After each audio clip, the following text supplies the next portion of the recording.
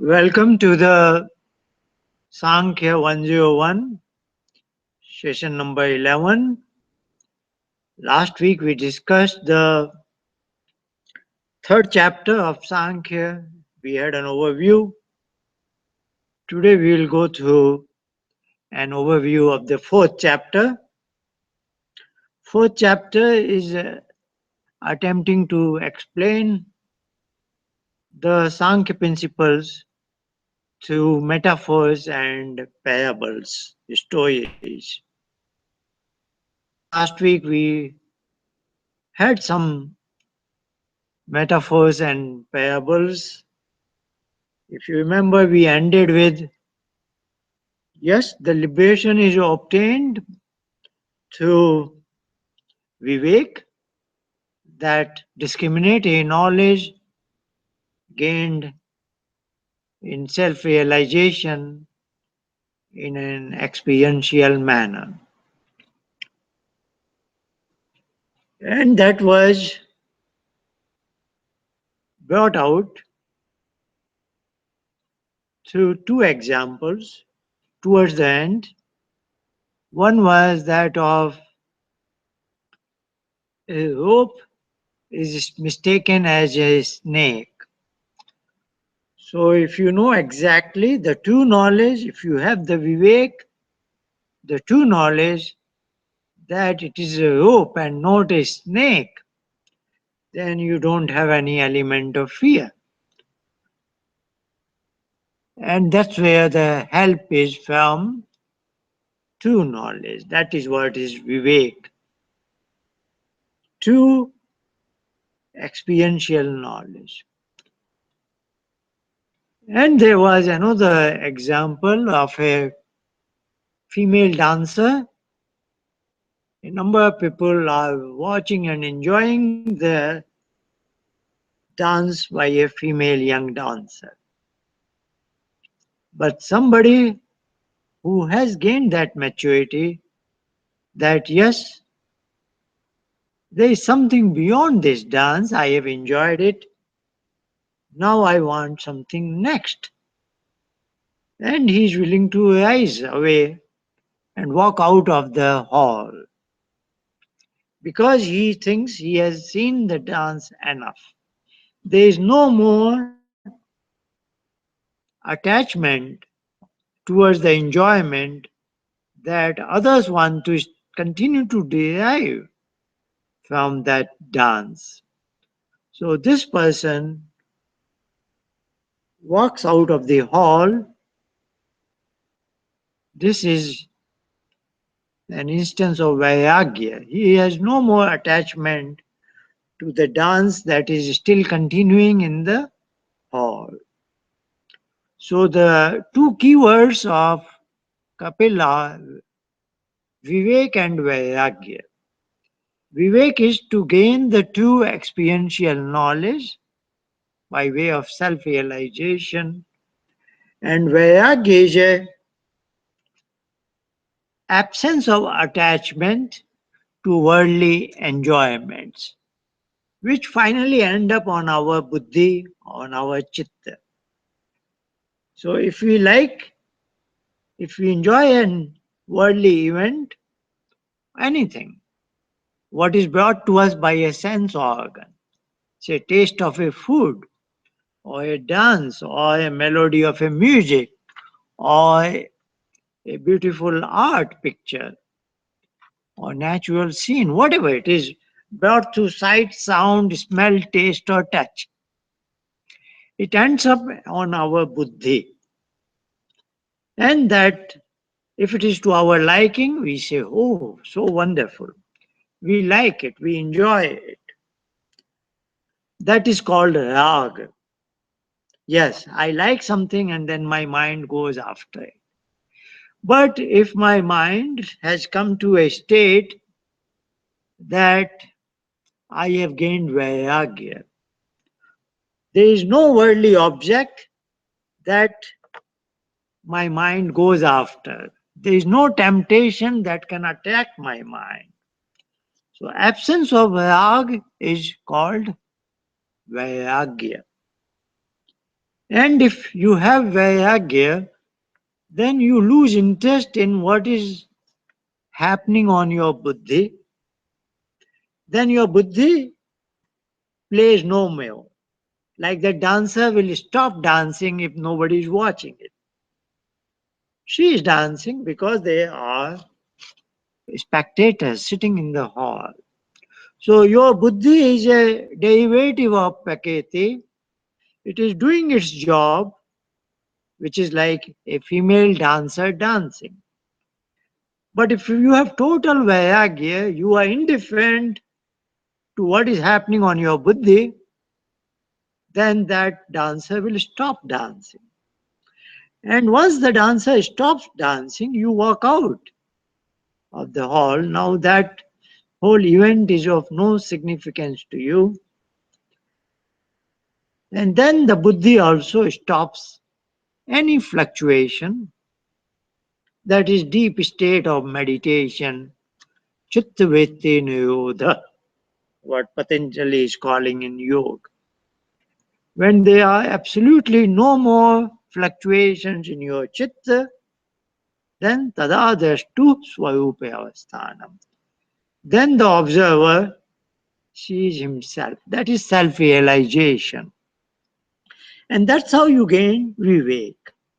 So vairagya and vivek are two sides of the same coin basically. If you have mastered vairagya, then buddhi stops doing its job. It gets tired.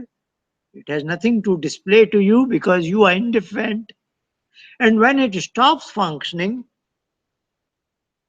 no fluctuations in your chitta buddhi, then you see your own self. You have the discriminatory knowledge of yourself and your buddhi in unfluctuation, in unfluctuating manner, in a steady state, like it is in deep sleep, but you are very much conscious now. That is Viveka Khyati, that you see yourself and you see the buddhi as an instrument ahead of you because it doesn't display any image to you.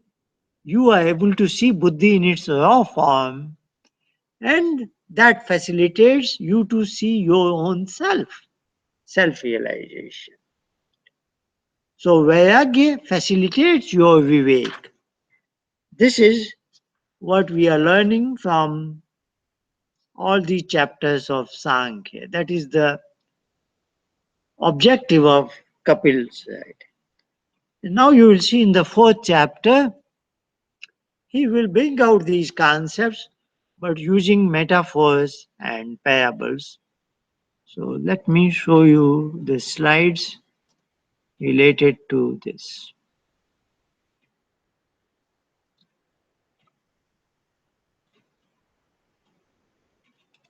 Let's go to the title slide, session number 11 of Samkhya 101. I have 5 slides. They are about 40 something. Let's give you the exact number. 32. 32 statements in this chapter. It's a bit smaller chapter. But if I go into details of every individual story, then it may take several minutes, long hours. But I will be very brief because I just want to give you an overview of this chapter. So first 3 statements are trying to tell us that there are 3 categories because it's in the related to the vivek, the knowledge. You are encouraged to go after that vivek because somebody convinces you. So you get a word knowledge, you pick up and some encouraging words, or like when you study Sankhya, we don't get that discriminatory knowledge, but we get the knowledge about Vivek, its importance, how it can be acquired, etc. That becomes a motivational force, and then some of us will attempt to gain that discriminating knowledge.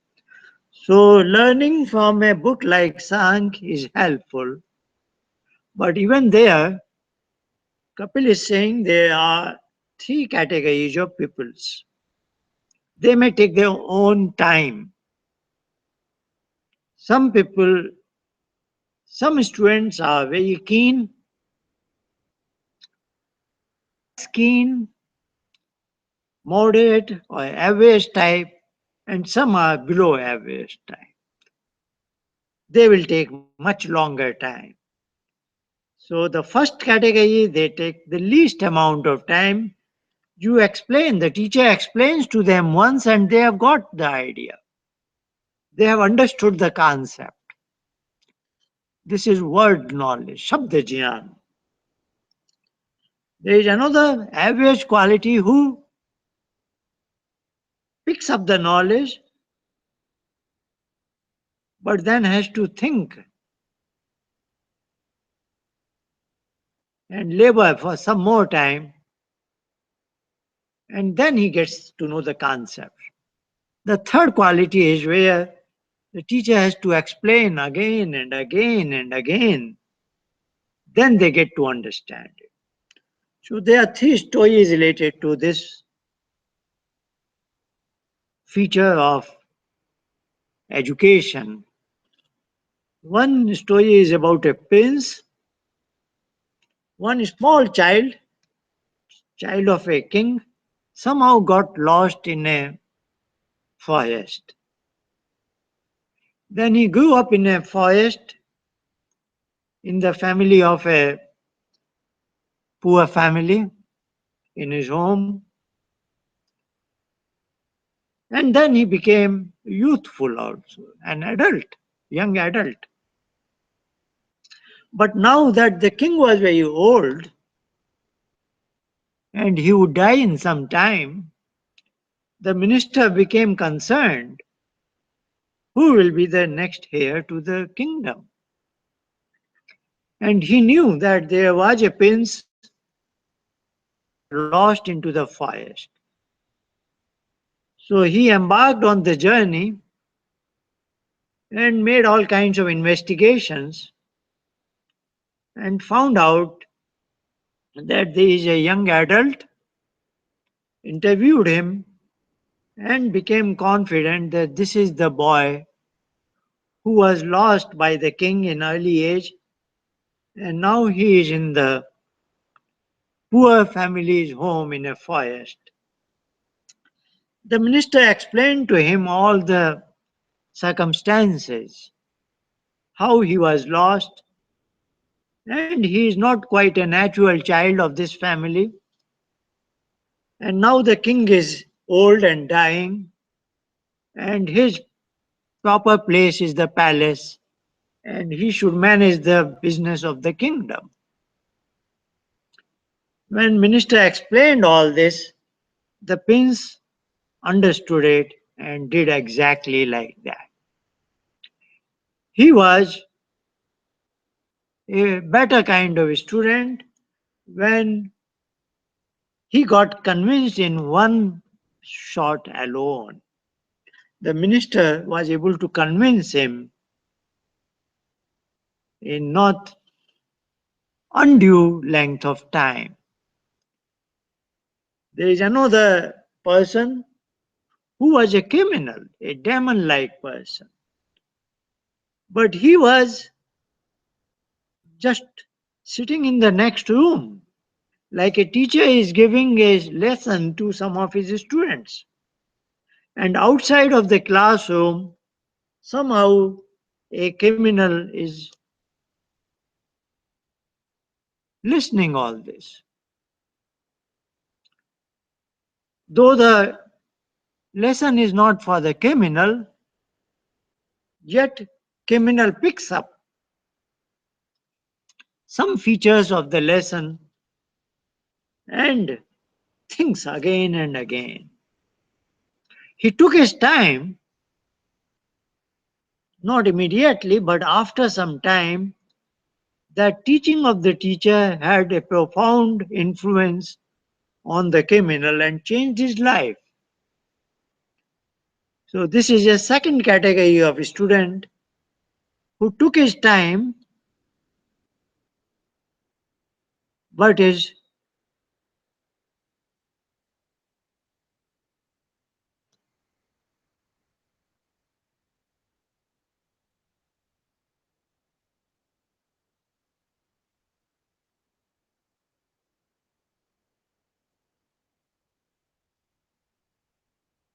but he became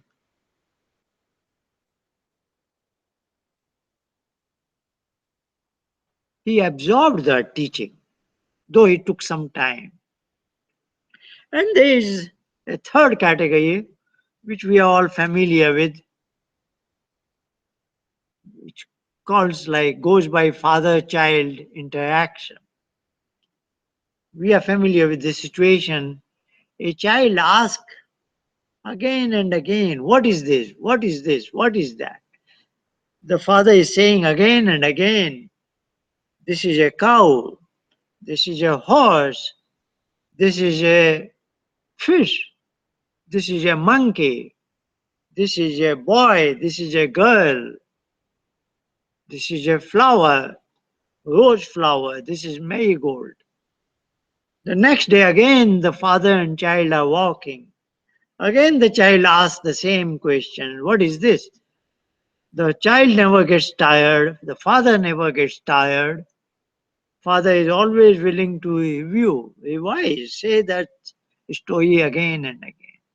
Finally, the child does learn, does become familiar with all these new things in the world. He takes his time, and father is willing to narrate the whole stories again and again. So that is a third kind of example where the student, here a small child, takes his own time and acquires the lesson again and again. So this is at the outset, Kapil's description of Vivek comes from the word knowledge, and that word knowledge is acquired by different people in different times. There is no hard and fast rule. Somebody will learn in one day, like we are trying to learn Samkhya. Nobody can say everybody will learn the intricate principles of Sankhya in one time. Somebody may have to do it again and again. Somebody may do it two times.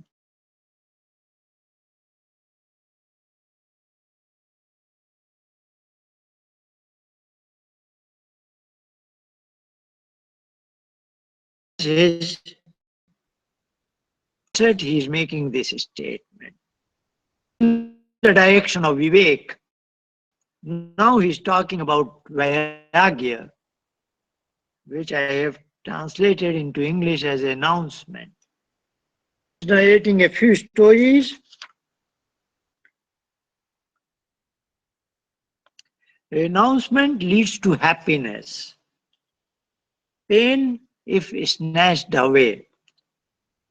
And there is a story of a hawk with food in its beak.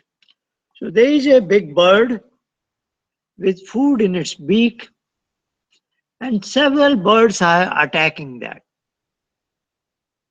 They are after this hawk. Now the hawk has a dilemma. If he renounces the food in its beak, then there is happiness, no problem, because a group of birds is attacking, not attacking the hawk, but the food. They want that food. So if the hawk just throws away the food, they will not be after this hawk anymore. They will go after that food. But if the hawk insists to keep the food in its beak, then so many birds will attack it. And that will be a lot of pain and suffering. And even then, it may happen that the food gets snatched away because the other birds are in a great large number. So then the hawk will lose the food as well as be injured because they are in a good number. So the hawk has options to announce the food and be in happy situation or insist on keeping it, but then there is a possibility of a fight and get into a painful situation and even lose the food which it wants to keep with itself. So that is an example of a story that sometimes it is you are otherwise common man thinks if I acquire something I will be more happy. But here is a story that if you renounce something you will be in happiness. And then another example is given that renouncing may be effortless. It cannot be, it need not always be painful. What is the example? A snake, after it is born, after some time, it gets rid of its slough and then get a new skin. Is it not? And it does it effortlessly. There is no pain in the process.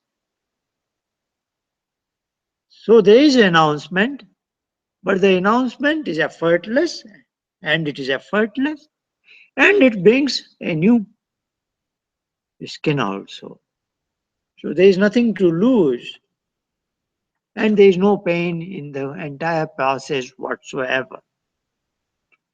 That may be the story about Vairagya. If we learn to acquire it, common man thinks, I enjoy the worldly pleasure, why should I renounce them? But if it is not snatched away,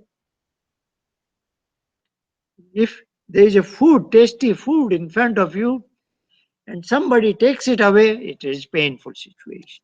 But if you yourself say, I am not interested in eating it, I am no more hungry,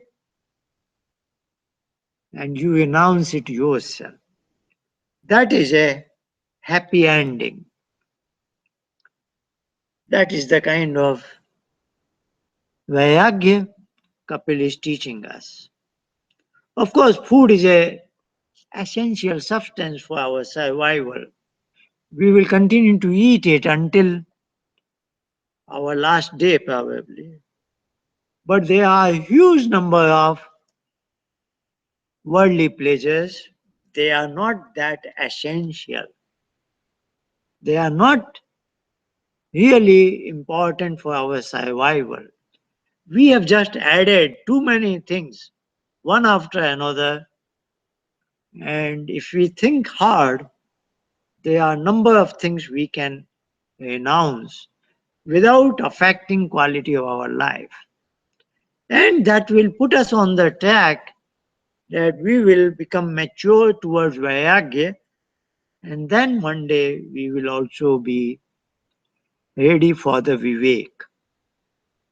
Then he gives another example, body parts of self need to be amputated. Sometimes amputation is, a doctor suggests, you have such a wound in your foot or in your hands or this and that. And this injury, this wound is going to propagate further. This poison will affect even other parts of the body, and there is no way to heal it. It is in patient's interest to get rid of that wounded part of the body.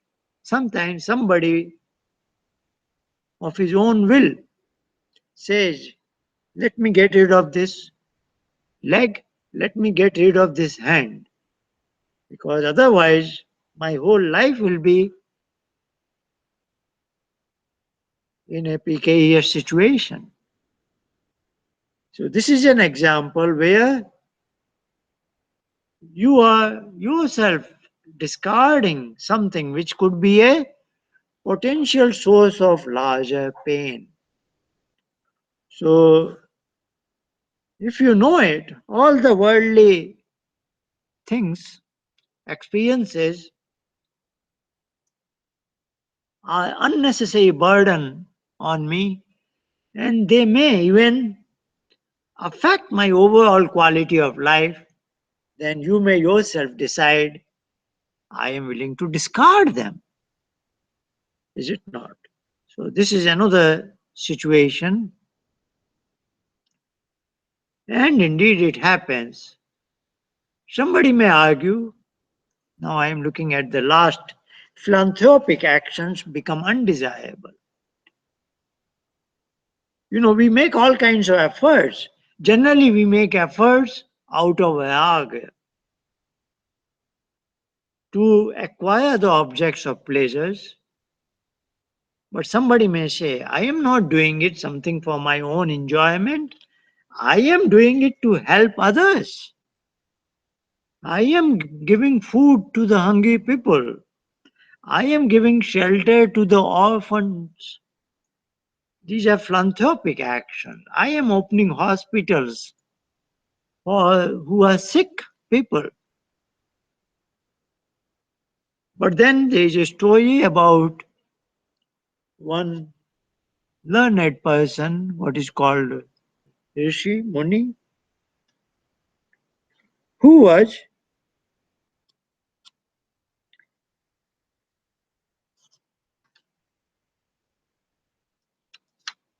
this is statement number one.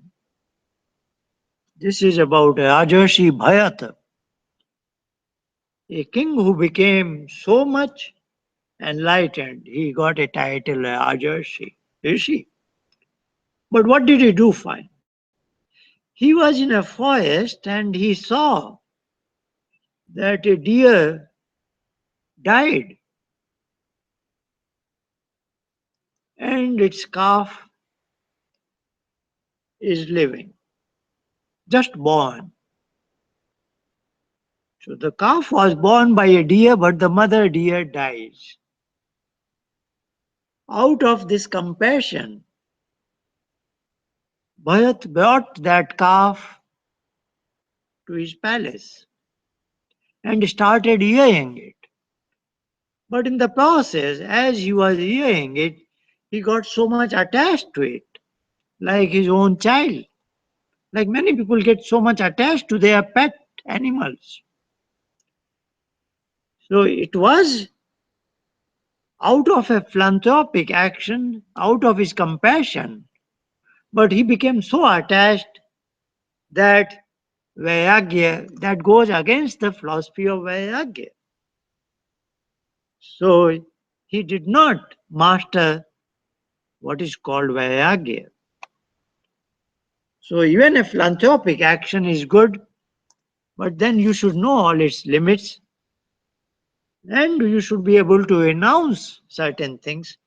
Maybe if the calf was reasonably grown up, the king should have taken it back to the forest or let it remain in a zoo. But he took it as a personal pet, taking care of it, getting interested in its health and whereabouts and behavior, things like that. So that undid what spiritual journey he wanted to do. We are now in a statement number 9 here. Living in a group may create attachment and aversion. These are the two words I have been saying, rag and dvesh. And the word vairagya is opposite of rag. So I am translating rag as attachment and dvesh as aversion. Rag is something was pleasant to you, this is worldly pleasure, and then your mind goes after those objects of pleasure. And dvesh is opposite of it, something you have experienced as painful, and then your mind insists that you stay away from those objects. So rag and dvesh is a mental tendencies attracting you to certain objects as well as repelling you from undesirable objects. But they are all worldly objects. So vairagya is a mental state where you are not inflicted with rag and dvesh. That is called vairagya. We are continuing with this discussion. Now Kapil is making a statement. If you are living in a group, then again you may find circumstances which may force you to decide, are you in favor of this or you are against this. So rag and dvesh, attachment and aversion will become issues when you are living in a group.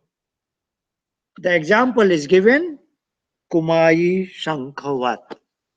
A maid girl has too many bangles in her wrist, and in her day-to-day activities and life, those bangles make sounds, is it not? They hit each other and make sounds. Of course, a young girl is very enjoying those sounds. She enjoys it. She wants to maintain those bangles in her wrist. But those who want to go after Vairagya, they will not be interested in any such noise, any such sound. They want absolute calm, silence. So that is what is an example that if you live in a group, your own tendencies which you want to motivate and encourage towards Vairagya may not be acceptable to other members in the group, is it not? So here is an indication that those who really want to practice this should think of solitude or less minimize their mingling with others. Then he makes another statement that nothing to talk about a group, even if you are, even two conch shells will make noise. So this is next statement, number 10, dvabhyam with dvabhyam api tathaiv. Tathaiv means it will have the same effect, even if there are two only. So he is giving us an indication that you should think of solitude, or if you are two living together, maybe both come to an understanding that they will help and encourage each other's spiritual journey. Nayasha Sukhi Pingalavat. Statement number 11, example is given.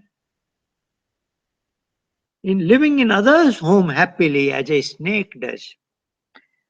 So a snake is given an instance where it doesn't make its own home. It goes on living in others' home and is happy with this. So this is a further instance where even a very essential things like our own shelter, sometimes we think I must have a home of my own. But then you may be worrying about a number of aspects of it. If you are living in a hotel, you don't bother about it. It's not your home, it is temporary home. And indeed, our entire life is a temporary life. Entire life is temporal. transient. So you will have to think about all this in your spiritual journey. You want to minimize all your possessions. So this is another example that a snake is happy in his, just like if it is his home, but he never made it. He just entered into somebody's home and is living happily.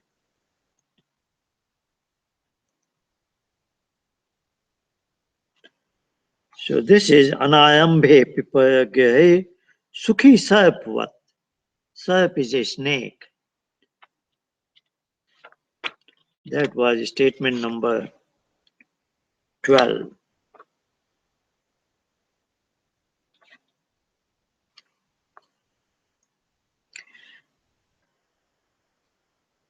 Now it is, I have put a red color there. This was discussion on Vairagya. Now we are looking at knowledge acquisition so that we can refine our knowledge and go up to the point of Vivek.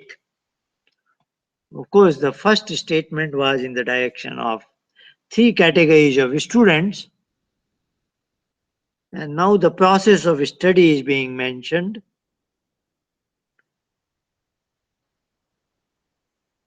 Study from diverse sources and gain the essence as does a bumblebee.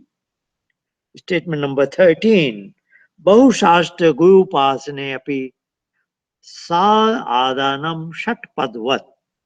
So we should be open minded like a bumblebee doesn't stick to a particular flower, it goes to all kinds of flowers, sits on a particular flower and connects to the essence of it and draws it out. So we should be looking forward to the essence of the teachings and be open minded to go to the diverse teachers, diverse sources, and gain the essence rather than getting lost into all kinds of pseudo affairs.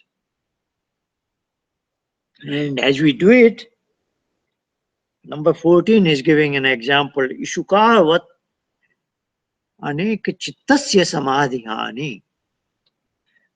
Ishuka is a person. This is a story about a person who is preparing the arrows for a bow. And he's so much focused and attentive that somebody asked him, did you see the two armies who passed by from your either sides? He says, I was not aware of it because I was so much lost into my activity. So the suggestion is when we are studying, we should be focused and attentive as the arrow maker was unaware of two armies passing by. So there must have been a story like this in Kapil's time. And while we are studying the literature, we should not ignore our health. So he is giving a word of caution. Time-tested health rules must be followed. Just like a patient should always be careful in taking medicines at the right time as directed, is it not? So in the same manner, though we are so much focused on studies, it doesn't mean we forget to eat food, we forget to drink water, we forget to many other important things that are essential for our health, etc. So there has to be some sort of a mechanism that I do other important things at the respective times. And there may be certain promises and vows you have made, you shouldn't forget. You must do what you have promised, otherwise your life can be miserable. So this is an example, statement number 16, where there is a story about a woman named Bheki. The statement goes like Tad Vismayane Api Bhekivat. So the story goes like this. There was a king who was wandering and found a woman named Bheki and fell in love with her. Then he proposed. Bheki said, "Yes, I can marry you and live in your palace with you, but I have a condition." What is your condition? The condition is you will never leave the palace without me. If you go out of the capital city, you should not forget to travel with me. I will be traveling with you. And if you fail in keeping this promise, then I will leave your palace. I will leave you, not be your spouse anymore. So that was the promise the king gave to him. But one day, after some years, he had an urgent travel plan or something. He forgot to take Becky along with him and he went away out of the town. And as Becky learned that the king has left, went on a travel without me, she left the palace. And then king was very, very sorrowful about this because he loved his wife. So he lost his wife because he did not keep his promise. So if you don't keep a promise, your life can be a hell. So even if you are on a spiritual journey, trying to gain vivek and vairagya, all that is fine. But if you have made certain promises to your mother, your father, your spouse, your children, you must keep those words. Otherwise, it doesn't do well in your spiritual journey. Now he's saying, yes, we pick up the words. This is word level of knowledge. But then you have to digest those words. You have to think and what is called manan. You have to think again and again about all the related possibilities of what the words are saying. That is called contemplation. So, contemplation after studying is very important. And here the story is given about two people in the end Vayachan going to one Prajapati. So the story goes like Prajapati gave them a teaching in their thought about it, but Vayachan just took it as the face value. And after some time, when in they went to see their quality of life, sorry, Prajapati went to see the quality of life of his two students, he saw that in his living happily, he had assimilated the teachings in his life, but Vayachan was just took the teachings at the face value, it didn't affect his life. So it didn't make any difference to his quality of life. So if somebody teaches you something, you have to think all the related aspects of it and assimilate those teachings in your day to day life. Like we are learning Samkhya, certain principles, and then we should absorb them. We have had 13, we have had this 11th session. We should try to think and pick up at least some of the principles in our day to day life. So that thinking is called contemplation, which is what is the statement number 17. Then 19 is saying Pranati Brahmcha Yups. There is no hard and fast rule how much time different students will take. And then in statement number 20, there is an example given Na Kala Niyamu Vamadev Vat. So there is a story about one young person, Vamadev, who accomplished the liberation at an early age. So it just depends on your effort. So this is an absolute effort, Atyant Purusharth, And how much time will it take will depend on what categories of students we are, how well we do contemplation like Indra or Vichana, and then how does it affect our life, how much vairagya we can bring in our life, and that will motivate us, qualify us in the direction of Vivek. All those things are there. Now, Kapil is summarizing the process of education with the three types of evidences we have seen in chapter 1. The Pratyaksh Praman, the direct perception, Anuman Praman, namely the inference, and now the Shabda Praman, the third one, testimony. But now in the process of gaining education, the journey is reversed. So he is beautifully correlating the process of education in that terminology of Pratyaksh, Anuman, and Shabda, direct perception, inference, and testimony. So let's look at it. When I hear from a teacher, I am hearing, picking up some word knowledge, these words, and I must have faith in it that this is coming from a reliable source. So that is what is Shabda Pramad is Aptopadesha. A person who is very highly qualified, he is called Apta, and his Updesh, his teaching is called Shabda Pramad. So if I have selected a right kind of a teacher, like we have the book of Sankhya as our teacher, Kapil is our teacher, that is a reliable teacher. And what are we learning as we discuss in each session? We are picking up some words.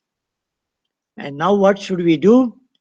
We should think and contemplate about this word, and then we will get certain concepts. So from word which came to us as a word, Shabda Praman, when we think and contemplate, this is a process of making inference. This was the second level of evidence.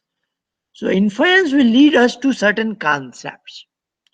But those concepts are not yet validated.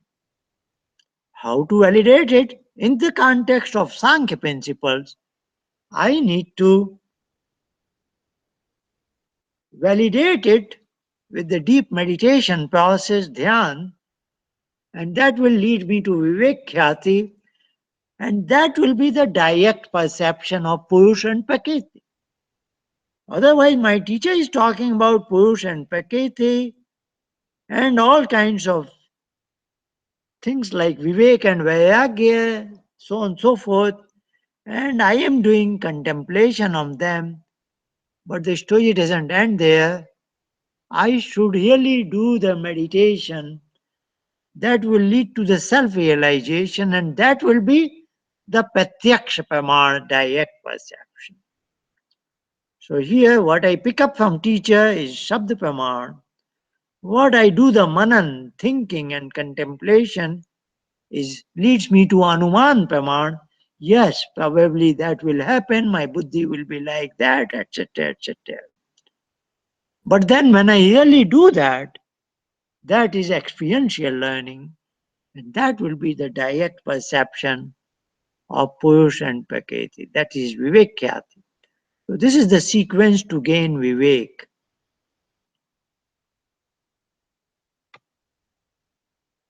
Continuing with this, so we have gone through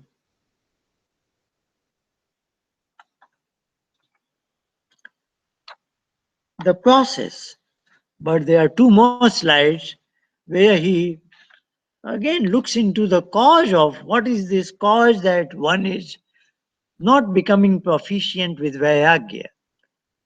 And that is called Rag and Dvesh, which I have already translated as attachment and aversion. And some people think I can do some ritualistic karma. I can visit some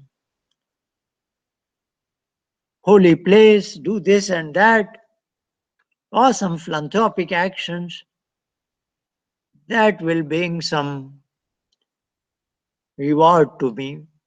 And Kapil is saying these are efforts, and efforts will always bring worldly rewards, and worldly rewards will bring rebirths. If I have performed too many actions, there are too many rewards in my account, and I have to live for more and more years, or I have to come again in this world to obtain those rewards. And then I am in a cycle of rag and dvesh. Certain things I get attached to, certain things I am aversion to. So this is what a common life is. And if I take course to rituals, it is not different from that. Then he is talking about renouncement, again trying to motivate a person direction. You must choose a proper direction towards Vairagya. Vairagya only will help you towards liberation. Then he gives an example. This is statement number 23. Vyaktasya. Vyakt is a person who has renounced to a good extent. He Harnam Upadeyo Upadanam. What is he learns what is to be discarded and what is to be gained. He and Han. An example is given. Hansa Kshiyavat. A white swan has a discriminative ability to separate milk from water. Kshini Vivek, what is called. So this is a understanding. A swan has this discriminative ability, and that is what a Vyakt person, a person who has mastered Vairagya, will have that capability. So he will know what are things going to lead me to rag and dvesh, and what will take me towards Vairagya. He will have that discriminating ability like a swan has. And then what does a swan do? Labdati say yogatvat tadvat. Yogatvat tadvat. And that is what he's saying. Kapil is saying. Swan gets his strength. He will drink milk only and not the water. After discriminating, so you should have the ability. This is the direction of rag and this is the direction of vairagya. But just discriminating is not enough. You should have the strength to follow the direction of vairagya like a swan does. Swan discriminates and then discards water and drinks milk only. For this, how does he get the strength? He can remain without food if there is no milk. He has that inner strength, and that inner strength an individual human being can gain from meditation. So if you are practicing, so announcement and meditation go together. You can see what is the direction of vairagya and what is the direction of rag and dvesh. But that itself is not enough. You have to practice meditation so you can walk along the direction of vairagya. So it is walking the talk, is it not? Then he says,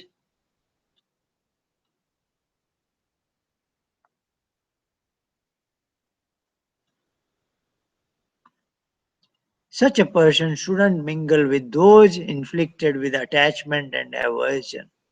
So as you are walking along this direction, you should stay together, mingle with people who have the strength to get away from rag and dvesh, like-minded people. And if you don't do it, you will be bondage as happens to na kama chayitvayango pahate shukva. 25th statement, if you just know it, what is milk and water, but start drinking water, forget your promise, forget your true nature, then you are behaving not by what you are supposed to be. And then there is a story about parrot. A parrot was taught every good thing, but he didn't assimilate it in his day-to-day life. So he gets into a bondage. He is trapped in a cage. So that's what happens. If you know the path of Vairagya and Ragdvesh, but don't have a strength to go along the path of Vairagya, you are in the company of otherworldly people who are walking along Rag and Dvesh, then you will remain in bondage. Enjoyment by senses doesn't satiate attachment. So Muni experimented. So this is statement number 27. Na bhogad raga shante munivat. Some learned person, his name was Swabhayi Muni, he experimented.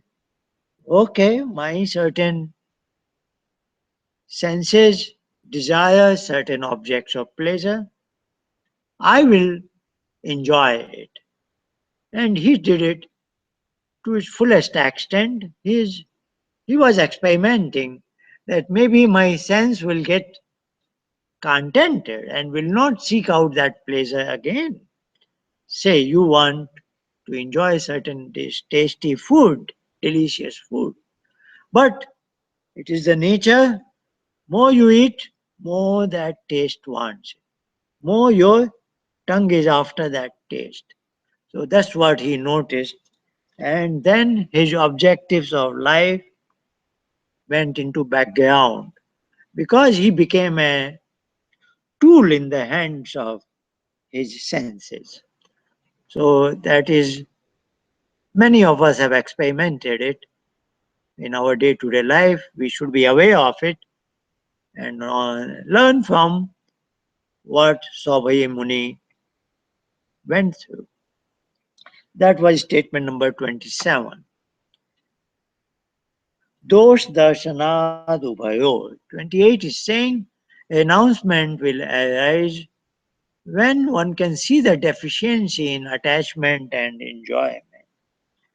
So if you are inflicted with a rag and you go after the pleasures, then you have to educate yourself because in that life there will be deficiency, is it not? You will be taking birth again and again. You will make efforts again and again to acquire those sources of pleasures.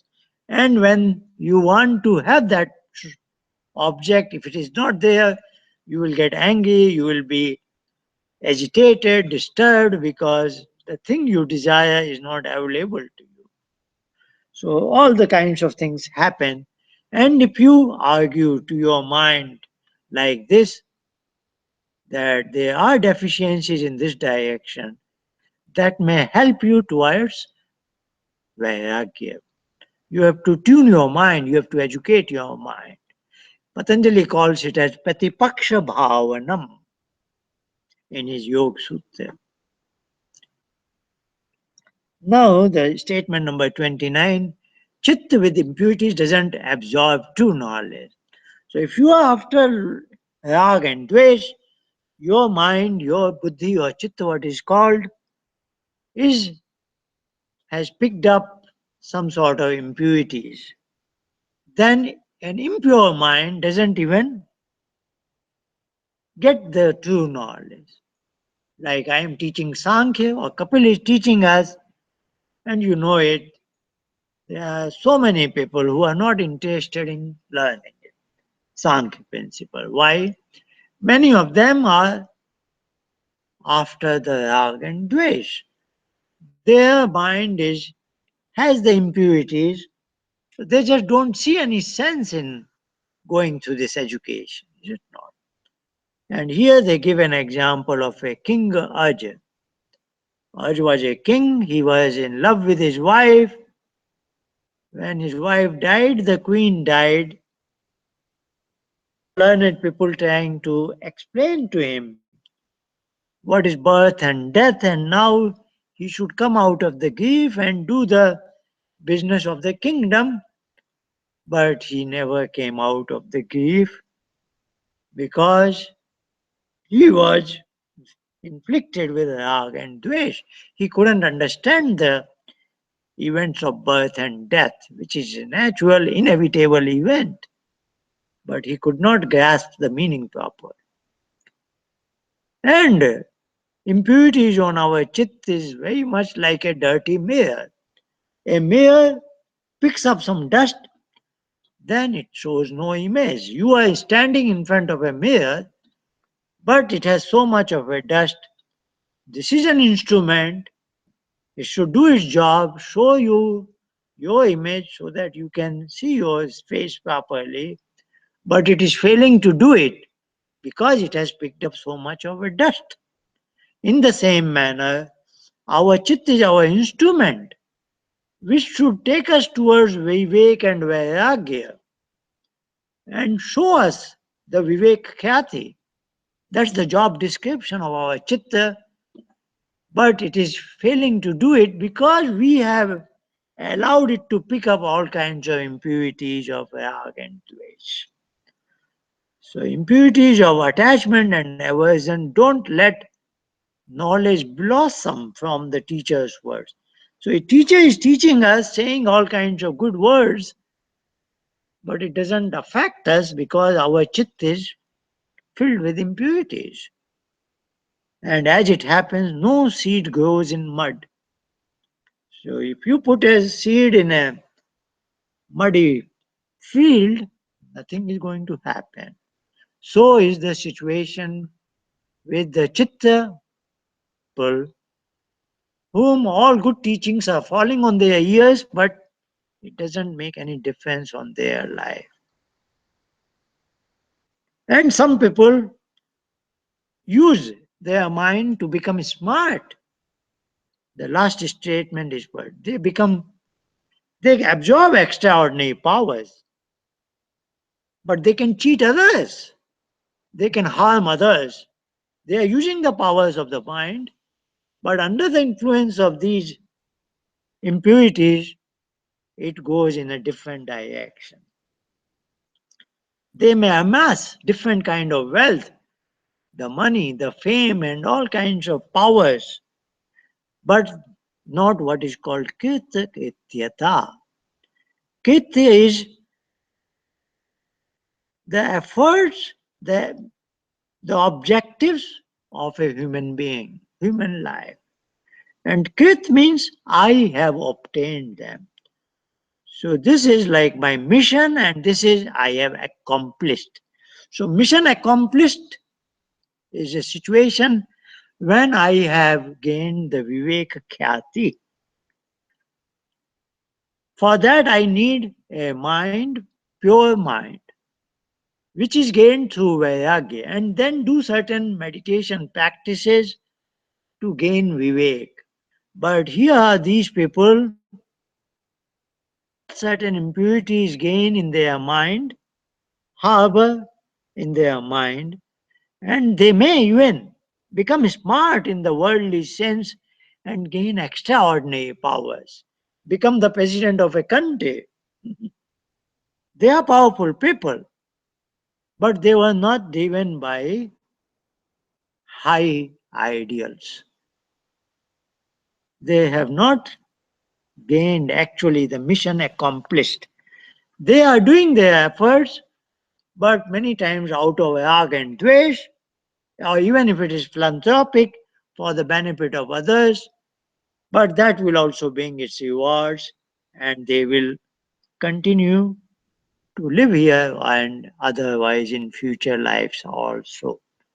So he has told us major Sankhya principles through certain metaphors and parables and stories. We will meet again next time, giving an overview of chapter 5. We have two more sessions, one devoted to chapter 5, session number 12, and then session number 13 will be the last concluding session, an overview of last chapter number 6. See you all. Thank you very much for joining us.